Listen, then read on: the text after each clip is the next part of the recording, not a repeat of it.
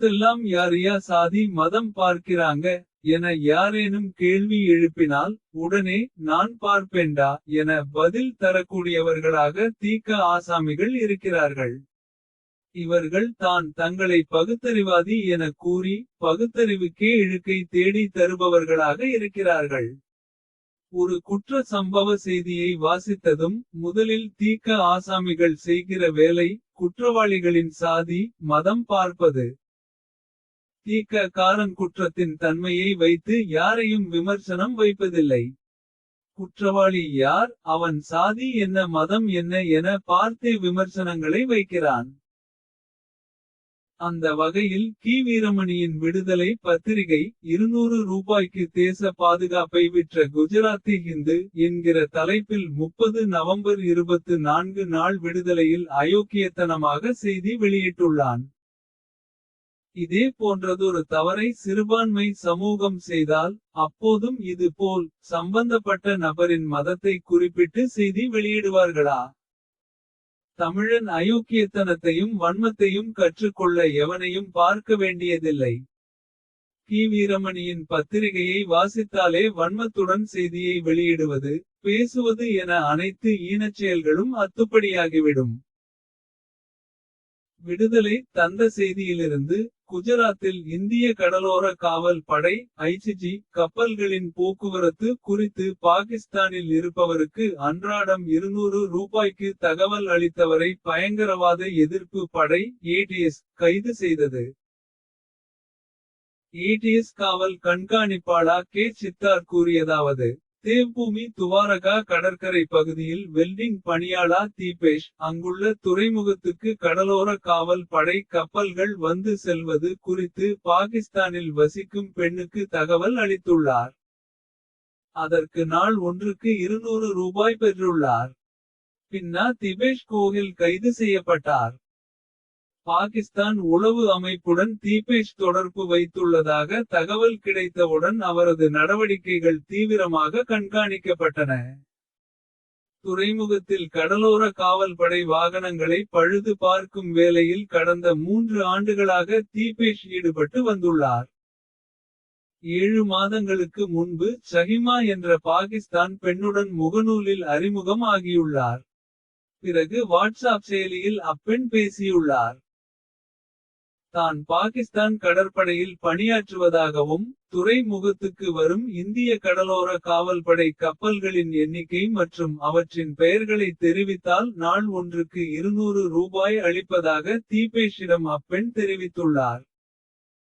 இது சட்டவிரோதம் என்றாலும் தீபேஷ் அதற்கு சம்மதித்துள்ளார் என கே. சித்தார் தெரிவித்தார் என்கிறது விடுதலை. விடுதலை பத்திரிகைக்காரன் குஜராத்தி இந்து கைது என மதத்தை வலிய திணிக்க குற்றவாளி எங்காவது மதவாதியாக அறியப்பட்டானா? அறிவுள்ளவன் பகுத்தறிவுள்ளவன் ஒரு குற்றவாளியை இவ்வாறாக மத அடையாளம் சொல்லி செய்தி வெளியிடுவானா? பணத்திற்கு ஆசைப்படுபவன் எல்லா மதத்திலும் இருக்கிறான் என்கிற அறிவிருந்தால் இவ்வாறாக தலைப்பிட்டிருக்க மாட்டான். இதே போல் வந்த மற்றொரு செய்தியை பார்ப்போம். செய்தி வெளியிட 60 ஆண்டு விடுதலைக்கு ஆசிரியராக உள்ள கி. வீரமணி பிற பத்திரிகைகளை பார்த்து தான், முக்கியமாக அவர்களின் எதிரிகளான ஆரிய ஊடகத்தார்களை பார்த்து தான் கற்று கொள்ள வேண்டும் போலும். தினமலரில் வந்தது உளவு சொன்ன இராணுவ வீரர் கைது என்கிற தலைப்பில் பாகிஸ்தானுக்கு உளவாளியாக செயல்பட்ட இராணுவ வீரரும் அவரது உறவினர் ஒருவரும் கைது செய்யப்பட்டனர். குஜராத் மாநிலம் கட்ச் பகுதியை சேர்ந்த இப்ராஹிம் சானா. இவர் இராணுவ இன்ஜினியரிங் பிரிவில் பணியாற்றி வருகிறார். இவர் பாகிஸ்தானுக்கு உளவு சொல்லும் வேலையை செய்து வந்தார் என்பது தகவல் கிடைத்தது. இவர் நடவடிக்கை தொடர்பாக அதிகாரிகள் கண்காணித்து வந்தனர். இதனையடுத்து பயங்கரவாத தடுப்பு பிரிவு போலீசார் இப்ராஹிம் மற்றும் இவரது மாமா உஸ்மான் வீட்டிலும் அதிரடி சோதனை நடத்தினர். இதில் இவர்களிடம் இருந்து முக்கிய ஆவணங்கள் சிக்கியது.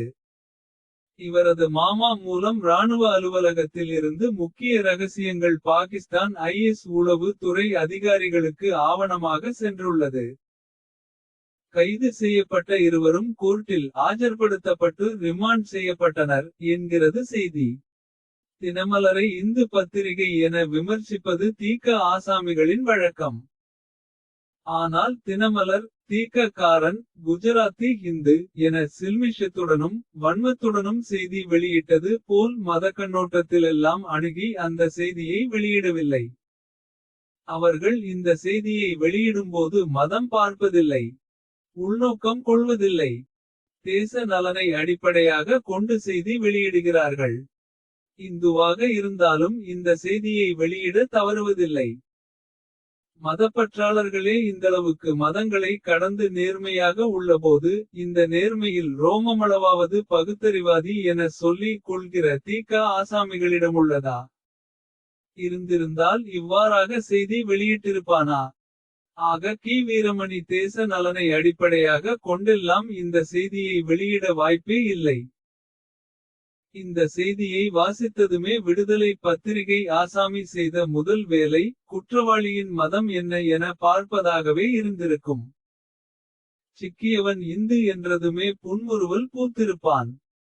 அதுவும் பிரதமர் மோடியின் குஜராத் மாநிலம் என்றதும் கண்ணா 2 லட்டு தின்ன ஆசையா என்கிற ரீதியில் பிரசுரிக்க முனைந்திருப்பான்.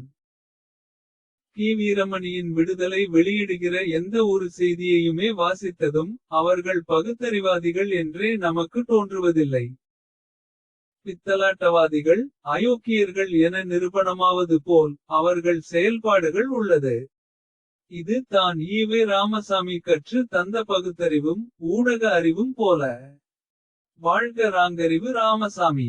வளர்க அவர்கள் பகுத்தறிவு.